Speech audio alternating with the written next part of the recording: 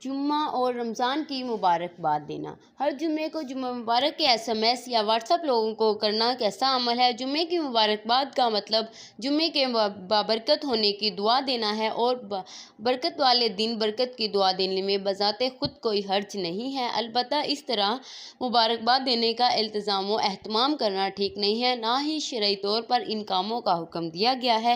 ان چیزوں میں وقت صرف کرنے کی بجائے جو عمل اس دن ثابت ہے، ان کا اہتمام کرنا چاہیے۔ رمضان یا دوسرے اسلامی مہینوں کے آغاز میں ایک دوسرے کو مبارکباد دینا، ہر روزہ افطاری کی مبارکباد دینا اور مخصوص قسم کے من گھڑت فضولیات سنانا شرعی اور اس کا کوئی ثابت نہیں ہے۔